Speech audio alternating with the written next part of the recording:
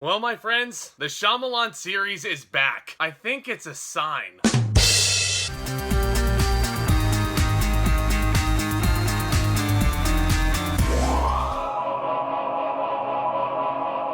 What's going on, guys? Welcome back to yet another brand new movie review, and as always...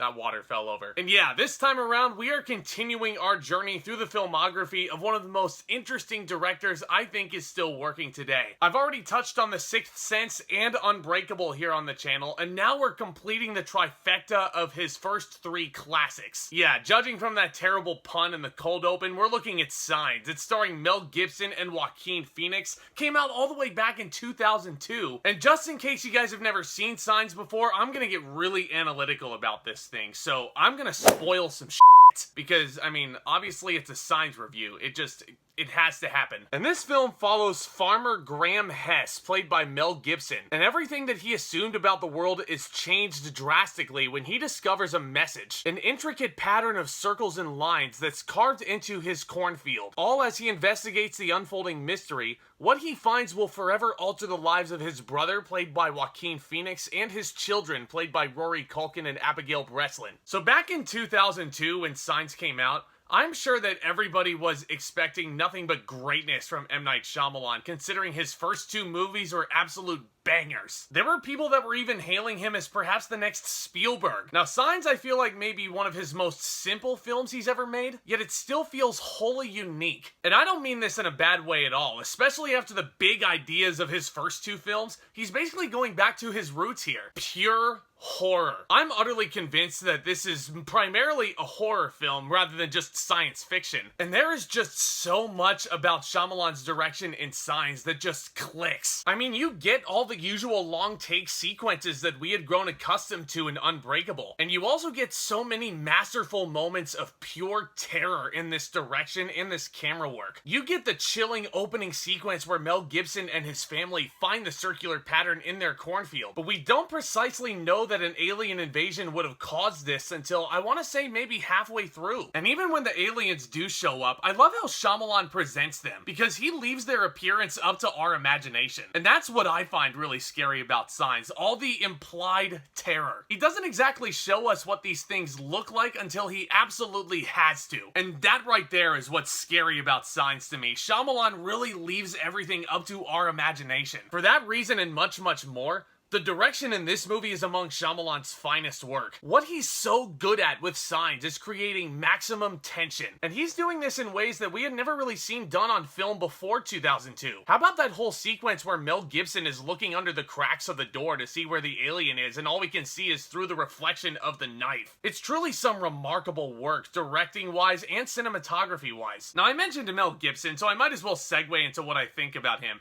Say what you want about the man personally, but I don't think this man has ever been better in front of the camera than he was in Signs. Yeah, I know a lot of people admire his work in Braveheart especially, but there is not a better performance in his filmography in my eyes. It feels very similar to how Shyamalan brought on Bruce Willis for The Sixth Sense after completely out there performances in Die Hard and Pulp Fiction. He takes Mel Gibson and he brings him so down to earth in this one. This is such a quiet, subtle turn from Gibson. You completely buy that this is a widower and a man who is troubled by God. And also excellent in this film is Joaquin Phoenix after his over-the-top turn in Gladiator. He's got a lot of funny little moments thrown in there as somewhat of the jock of the family. Yes, Joaquin Phoenix is the all-star athlete. This will come into play later in the film. Now, Shyamalan had gotten some really strong child performances in both The Sixth Sense and Unbreakable, so I feel like it's only fitting that he gets some more solid child work in this one too. Rory Culkin was fine. There were a few clunky moments here and there, but he's still relatively solid overall. But Abigail Breslin was so freaking adorable as Beau. There are so many moments where you just want to pick her up and give her a big ol' hug to calm her down. Now, as I've mentioned, this film is so incredibly tense. It's masterfully helmed. But I'd be remiss if I were to leave out discussing this incredible score by James Newton Howard.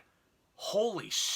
I mean, he was already a legend before this, but I think Signs may be his best work. It is once again a perfect complement to create that maximum tension throughout this entire film. But yeah, there are some aspects of Signs that really do miss the mark for me. First of all, I mean, should I just talk about the twist now? Yeah, it. Yeah, basically it comes down to one alien left in their house after a really tense climax. You think they've gotten rid of all the aliens? The alien's about to kill Rory Culkin. Baseball star Joaquin Phoenix takes a swing and...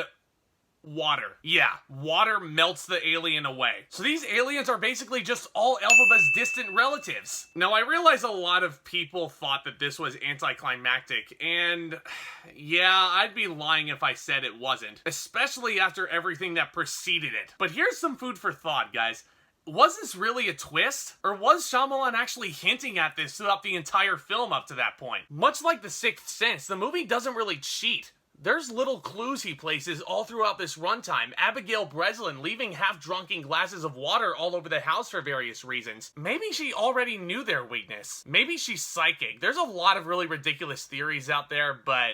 again, pretty anticlimactic. But my big issue with Signs, and this may surprise a lot of you guys, but I actually found the pacing to be a little bit off. On this rewatch especially, there were a lot of slow moments that I completely forgot were there. Like I said, even though this movie can get really tense and cool and there's all these really immaculate ideas being thrown against the wall, I feel like there were spots where the movie was too slow for its own good. And as cool as this concept is, I really don't think this movie is as rewatchable as, say, The Sixth Sense or Unbreakable even. But, I mean, you know, it's all gonna come down to personal preference. I mean, this is a shout out to Jacob Hubbard, my buddy on here. This is his favorite Shyamalan film. And if that's you, it's a hard point to argue, because it is still a rock-solid feature from a director who many considered a master back in 2002. I'm gonna give Signs an A-.